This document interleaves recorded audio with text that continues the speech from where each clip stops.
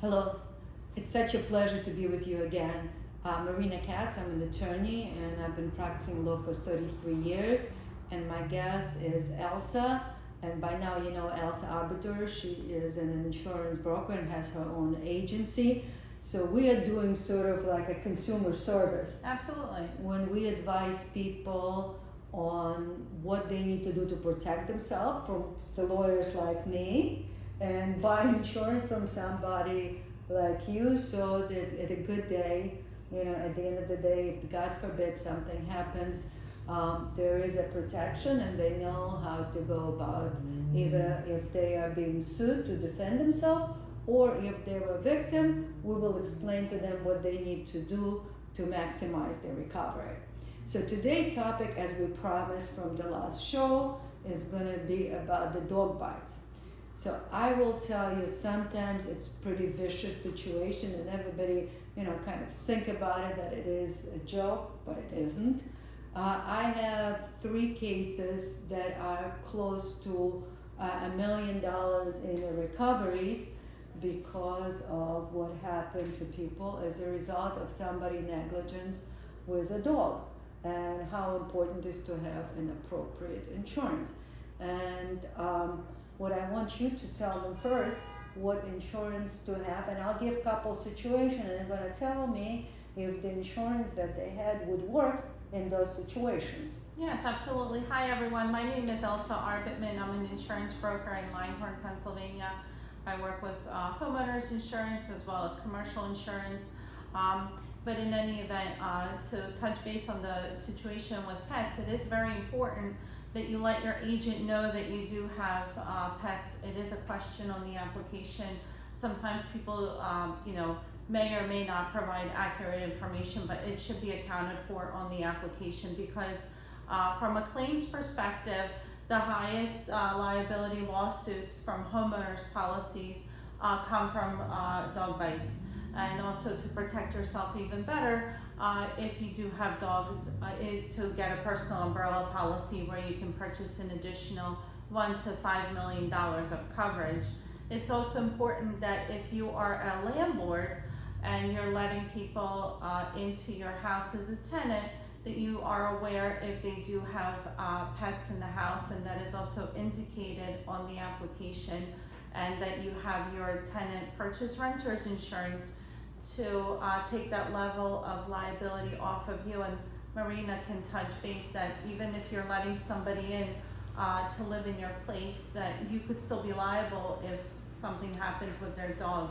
Absolutely, and that landlord out of possession situation really doesn't work in a lot of cases. I will give you an example. One of the cases that settled recently, which was a really good thing for the landlord, but what it was is the landlord claimed that he did not know that the tenants had a dog. And initially, insurance company said, well, the landlord policy is not responsible because landlord is out of possession. He didn't live there, and the tenants did not have a policy. So obviously, we sued landlord. It was a pretty vicious attack. Interestingly enough, we discovered very quickly that not only that landlord knew or should have known about it, the tenant was sued before for the dog bite, number one. And number 2 is the tenant had an agency that they hired, property management agency, to go to the property and pick up the payment. So neither one of those excuses really worked. An insurance company could have disclaimed the coverage, and landlord would have a serious problem because tenant did not have a coverage. Yeah. Surely enough, landlord through his insurance agent and everybody else was able to work on the insurance company, and they accepted their responsibility and they paid us the policy limits. So at that particular case, it worked out well for the landlord, but it could have been a terrible situation where we would be, my injured client would end up owning that property, and we don't want to own the properties. At the end of the day, nobody wants to be displaced. Absolutely. Whether it's a landlord or whether it is a person living in the house.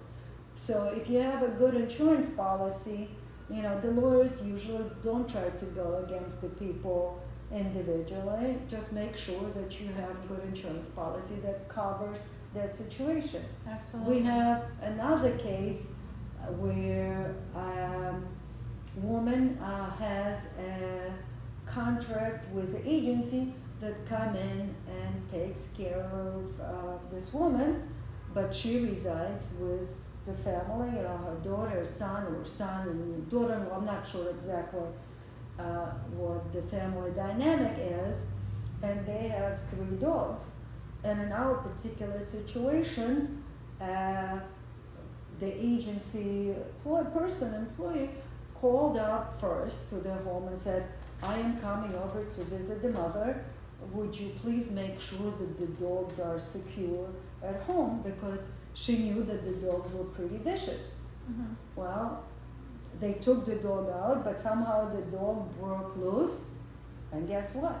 They pretty much molded that person. Yeah. And the person suffered severe injury.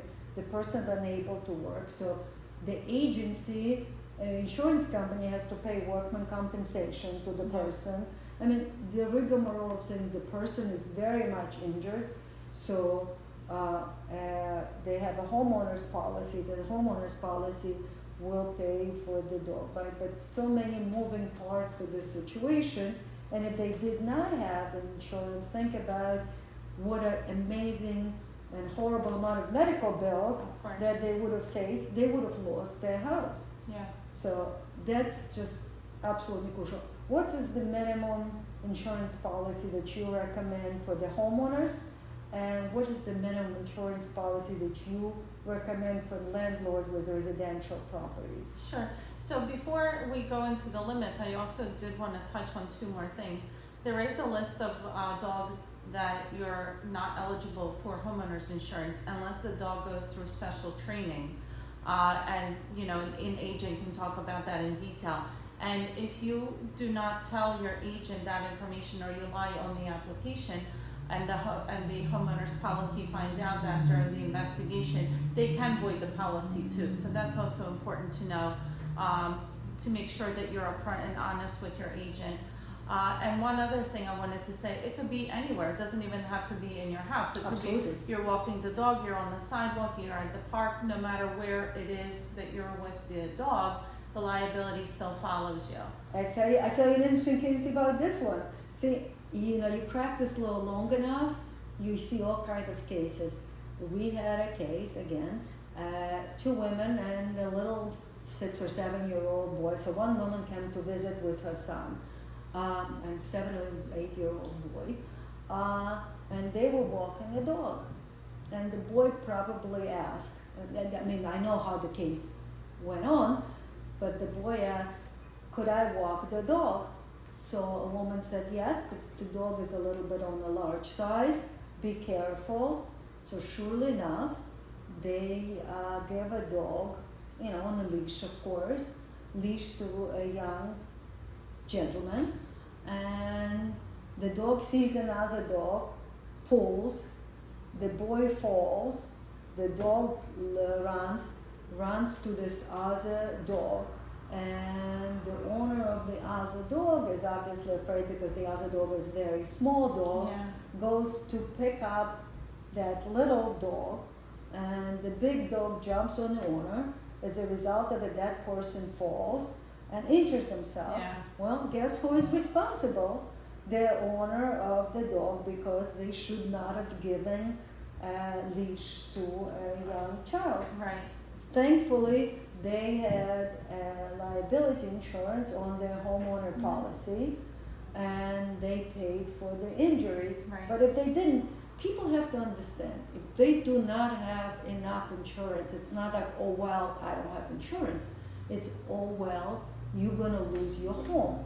You're going to lose your money. You could freeze your account. It's not that simple just to say, I don't have it, especially if you have a property. You can also put liens and judgments on the house too, that if you go to sell the house, they're going to take that money off your purchase price too.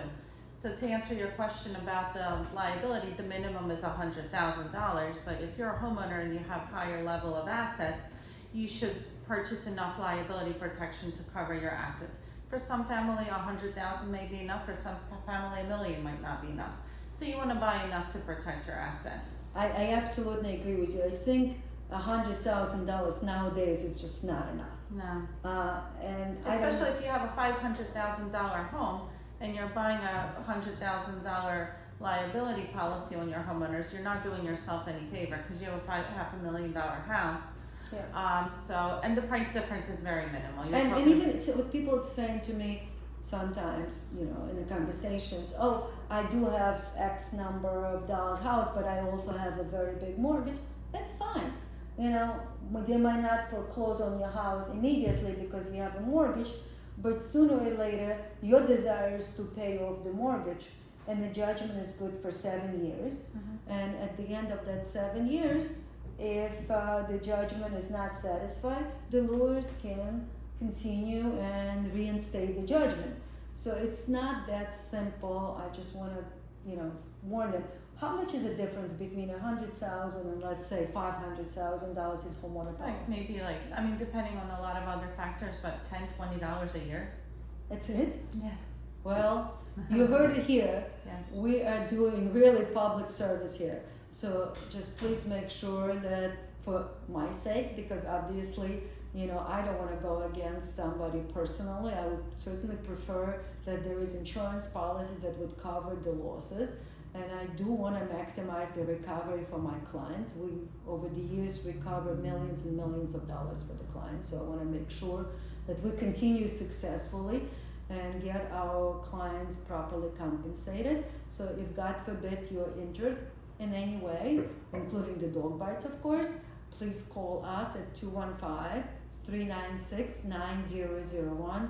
And if God forbid your dog injured somebody, please make sure you have the right insurance policy. And if you want, you can either purchase policy from Elsa or at least call her and have her look at your insurance policy so she could tell you if you have enough coverage or not, or maybe give you a good advice how to save money and at the same time have a right insurance policy. Yeah, absolutely. Thank you guys. And my name again.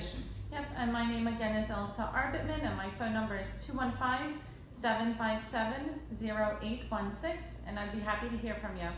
Thank you. Thank you. Bye. Bye.